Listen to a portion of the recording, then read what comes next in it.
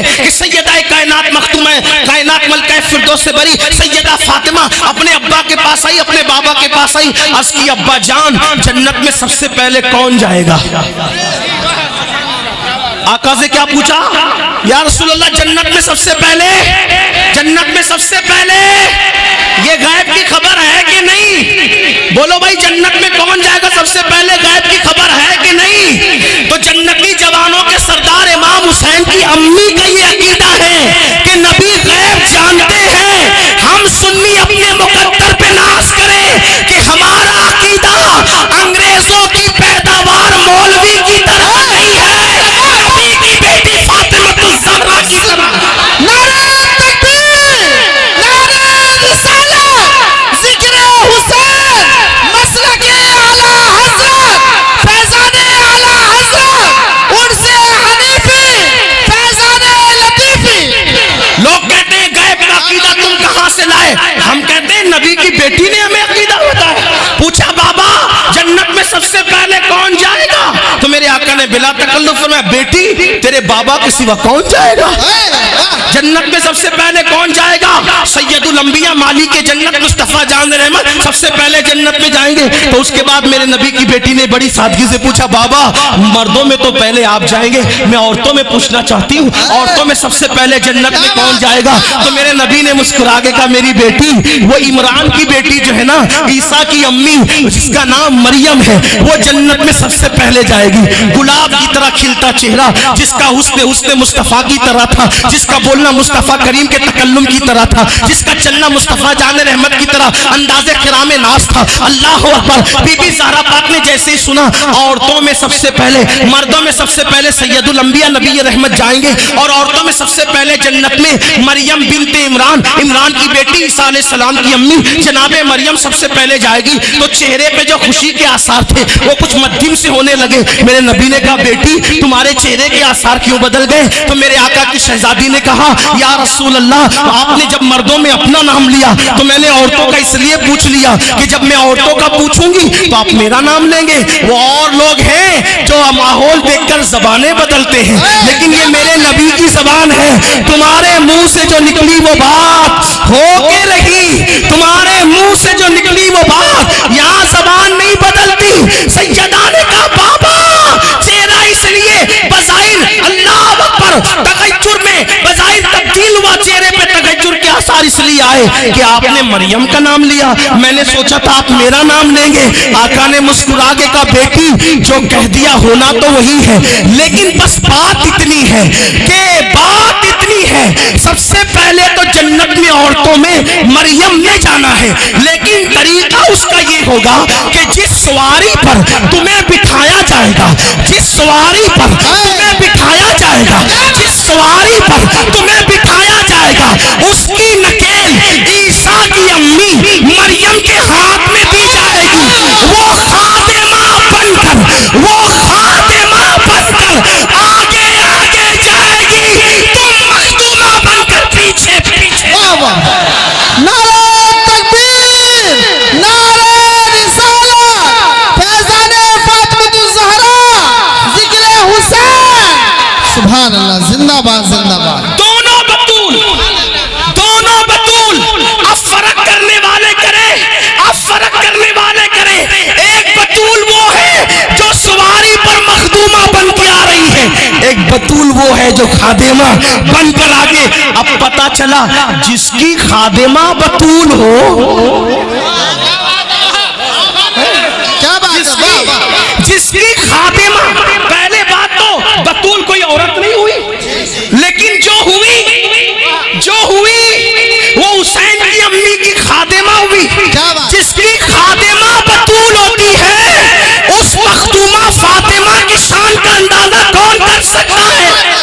اور اسی کا شیر پیا امام حسین نے۔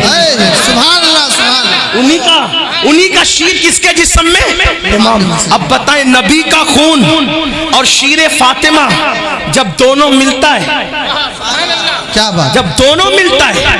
میں نبی کا خون اس لیے کہہ رہا ہوں کہ خون نبی اور خون علی ہم دونوں میں فرق نہیں کرتے, کیونکہ مطلع القمرین میں حدیث میرے امام نے لکھی ہے کہ آقا نے فرمایا سب الگ الگ درخت کی الگ الگ ٹہنیوں کا نام ہے, میں اور علی ایک ٹہنی کی دو شاخوں کا نام. سبحان اللہ سبحان اللہ. فرق نہیں کرتے ہم, فرق نہیں کرتے. نبی کو نور کا تو فاطمہ کو بھی نور کا امام نے, اور جب سیدہ فاطمہ کو نور کا علی مرتضیٰ کو بھی نور کا, واہ واہ سبحان اللہ. پورے خاندان کو نور کا.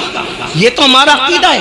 بہرحال نبی کا خون شیر فاطمہ جب دونوں ملتے ہیں اور پھر اس میں علی کی سیدہ فاطمہ کی اور امام الانبیاء کی تربیت جب دونوں تینوں یہ شامل ہوتی ہے, تینوں گود, تب اس میں حسین پلتے ہیں. اگر میں بات ختم کرنے لگا تھا لیکن ایک بات آ گئی تو عرض کروں کہ بات ادھوری نہ رہ جائے گا. عرض کر سکتا ہوں, بول سکتا ہوں؟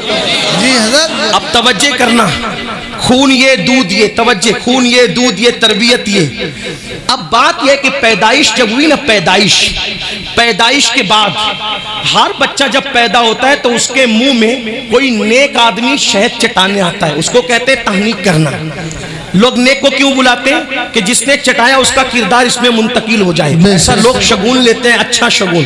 برا شگون لینا اسلام میں جائز نہیں, لیکن اچھا لینا جائز ہے. ٹھیک ہے, ٹھیک ہے. تو امام صاحب آ جائیں, سید صاحب آ جائیں, پیر صاحب آ جائیں اور چٹائیں کیا بولے, مل کے بولے. آپ ہم پیدا ہوئے تو بلایا پیر صاحب کو, سید صاحب کو, اعلیٰ صاحب کو, فلاں صاحب کو. حسین پیدا ہوئے تو آئے کون؟ سید الانبیاء, گود میں لیا. اور ہم آپ پیدا ہو تو چٹایا کیا جاتا ہے؟ شہد. شہد کسے کہتے ہیں آپ کو پتہ ہے؟ اہل علم جانتے ہیں, ڈاکٹر لوگ بھی جانتے ہوں گے, سائنس پڑھنے والے بھی جانتے ہوں گے. شہد کی مکھیاں باغوں میں جاتی ہے, جنگلوں میں جاتی ہے, بیابان میں جاتی ہے, پھولوں کا رس چوستی ہے, پھلوں کا رس چوستی ہے, پتوں کا رس چوستی ہے, اور آ کر اپنے چھتے میں الٹی کر دیتی ہے, اگل دیتی ہے, اس کو الٹی کر دیتی ہے. اس کو کیا کہتے ہیں؟ مکھی کی وومٹ کو کیا کہتے ہیں؟ یہ ہے ہمارے لیے آپ کے لیے شفا.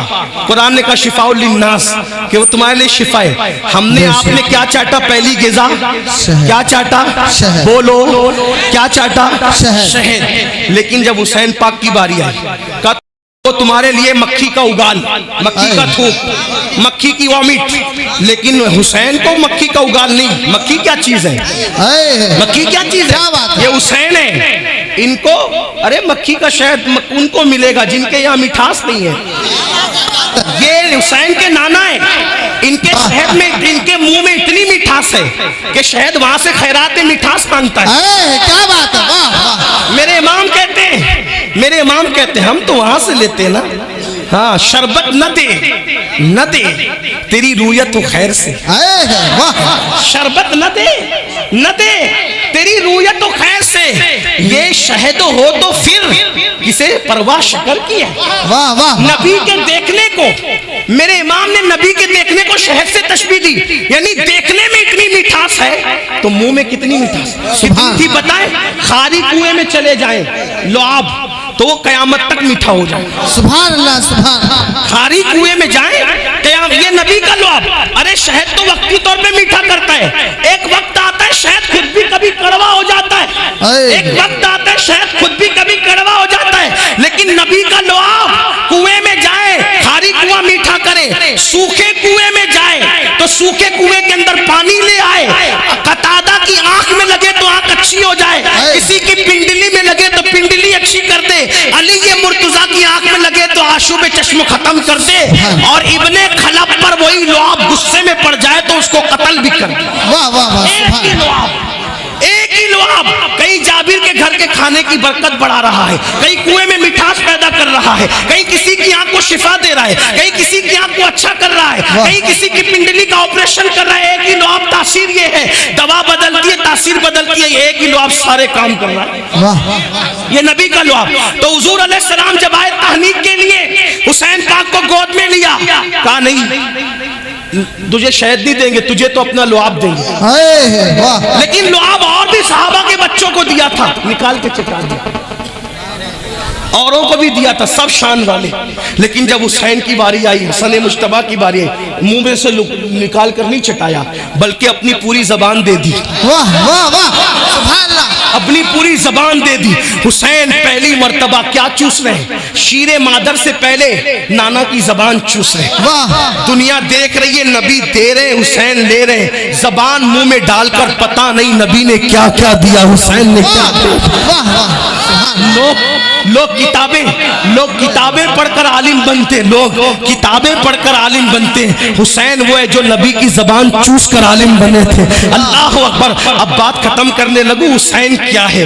جب نبی کا خون ملتا ہے, شیر فاطمہ علی و نبی و فاطمہ کی تربیت ملتی ہے, نبی کا لعاب اس میں شامل ہوتا ہے, نبی منتقل کرتے تو حسین بنتے. اب حسین بنتے تو نبی حسین پاک کے لیے کہتے ہیں حسین و منی وانا من الحسین. بات سمیٹنے لگا. حسین و منی وانا من الحسین احب اللہ من احب حسین حسین و سبت من الاسباط. یہ پوری روایت پر اب بات ختم ہوگی, بات اینڈ کو پہنچتی ہے. پہلی بات کیا کہی؟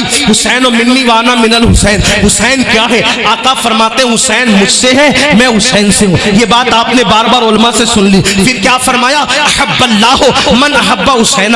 جو حسین سے محبت کرتا ہے اللہ اس سے محبت کرتا ہے. جو حسین سے محبت کرتا ہے وہ اللہ کا محبوب بن جاتا ہے. کتنا سستا سودا ہے. توجہ سنیو. حسین پاک سے محبت کرو, کیا بن جاؤ گے؟ محبوبے. کیا بن جاؤ گے؟ محبوبے. احب اللہ من احب حسین. اللہ اکبر. صرف اتنا نہیں, تمہاری بھی شفاعت ہوگی اور حسین پاک سے محبت کرنے والوں کے ماں باپ کی بھی شفاعت ہوگی.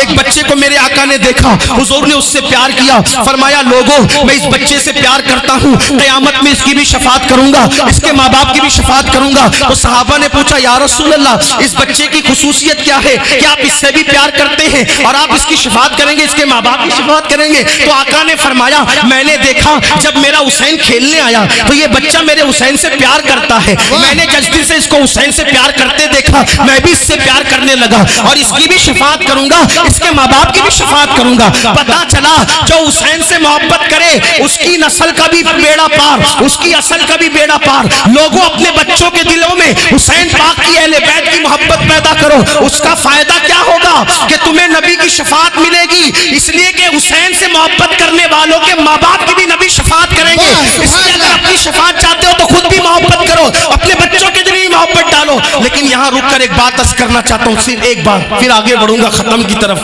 کون کون مولا حسین سے محبت کرتا ہے؟ سب کرتے ہیں. ایک سوال پوچھتا ہوں, توجہ ہے, جو جس سے محبت کرتا ہے کیا وہ اس کے دشمن کے طریقے پہ عمل کرتا ہے؟ مل کے بولو, بات سمجھ میں آتی ہے؟ وہ اس کے دشمن کے طریقے پہ عمل کرتا ہے. بولو حسین پاک سے محبت کرتے ہو؟ کرتے ہو تو پھر حسین کے دشمن کے طریقے پہ کیوں جی رہے ہو؟ جی کیا بات ہے. حسینیت نماز پڑھنا, یزیدیت بے نمازی رہنا. آپ کون ہو؟ نہ بولنا, اپنے آپ کو یزیدی کبھی نہ بولنا. واللہ حسین کے قاتلوں پہ لعنت اللہ کی دنیا اور آخرت میں. ہم اپنے آپ کو لعنت برے لیکن یزیدی نہیں کہتے, مگر میں یہ بات ضرور کہوں گا, برا لگے تو معاف کرنا, حسینی کہلا کر کردار یزید زندہ کر رہے ہو کہ نہیں کر رہے ہو؟